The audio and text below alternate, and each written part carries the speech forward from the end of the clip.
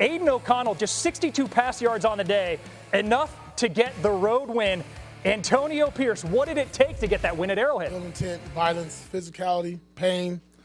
Enough is enough. I think that was displayed just right there. We knew it was going to be a gritty game. It wasn't going to be a high scoring. We didn't want it to be a high scoring game. They played a better game than what we did today. In particular, our offense. We struggled. That's my responsibility to make sure I'm putting the guys in the right position to make plays.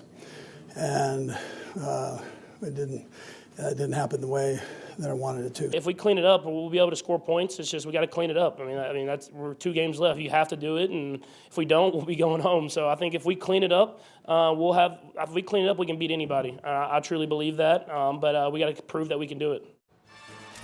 Through 15 games, it's been far from clean, though. KC is having one of its worst offensive campaigns under Andy Reid. This unit is averaging its fewest points per game since 2014. A year they finished 9-7. They're 9-6 now. Turnovers and drops for this year's Chiefs, the most for this team in 11 seasons under Big Red. Dan Orlovsky, Marcus Spears, Mina Kimes with us here on NFL Live. It is an undeniable red flag, the lack of production for this team. Dan Orlovsky, what specifically are the issues that stand out with the Chiefs offense? Yeah, Phil, before we get into that, we got to do our job. Antonio Pierce should be the future head coach of the Las Vegas Raiders. This league is about results. This league is about meritocracy. This league is about opportunity. He has absolutely handled that at the forefront. So I wanted to say that before we get into the Chiefs. He should be their head coach. Now the Chiefs. I'll ask you guys this question. I'm going to answer it my opinion. Who's playing best on this offense right now? I would say Rashee Rice is playing the best football on this offense right now, outside of maybe Creed Humphrey. That says a lot about this football team.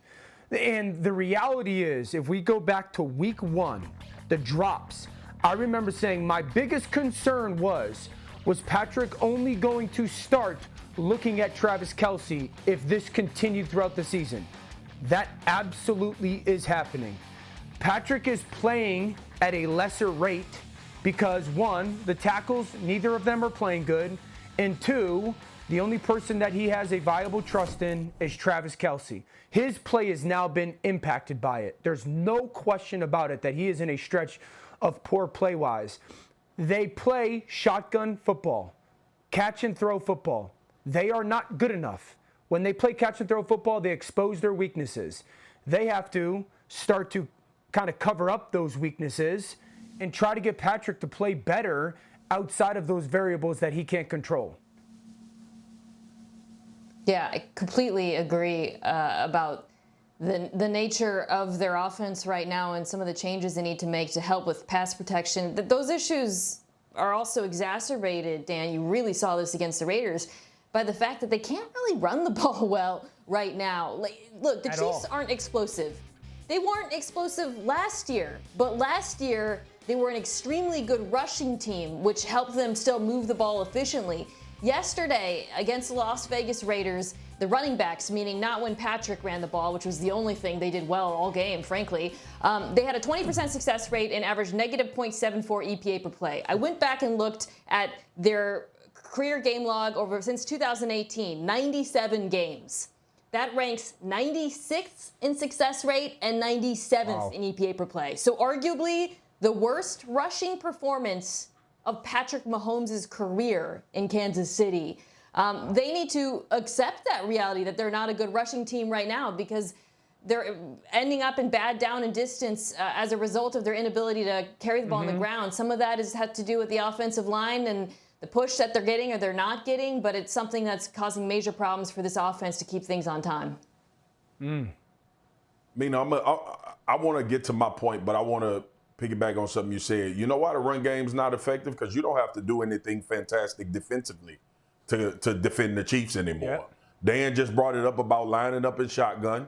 Nobody's worried about the talent. Like, we get to a point where we start, like we always talk about it. We've been on this show together. Get to a point around this time of the season where it really becomes about the players and the playmakers. Based on the game we watched last night between San Francisco and Baltimore, who on that offense? And I'm including Travis Kelce because he's not playing well right now. RC talked about he's not the same guy a few weeks ago. and it raised my eyebrows. But watching, there's not that fear anymore of Travis Kelce from defenses. We don't see bracketing. We don't see a lot of double teams. There's still a healthy amount of respect, don't get me wrong, but it's not the same type of energy that you had to put towards, we cannot let this dude wreck the football game against us anymore. I think defenses are a little bit more freer. Now, let me get to my point. Oh, no doubt. Patrick Mahomes has to be perfect, and that's not even good enough sometimes. But the interception, the fumble, when you try to get creative and create some kind of explosive play out of a different formation, as we saw with him and Pacheco, Andy Reid is reeling, Patrick Mahomes is reeling, because when they look at this offense, I don't believe, Dan, and we know Rashee Rice is on a uptick. We like him as a player.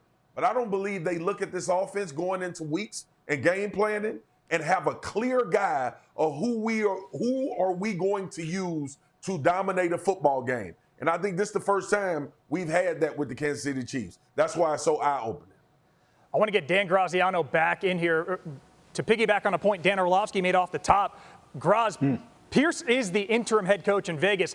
Is there any word on the chances of him getting that interim tag removed, becoming the permanent head coach?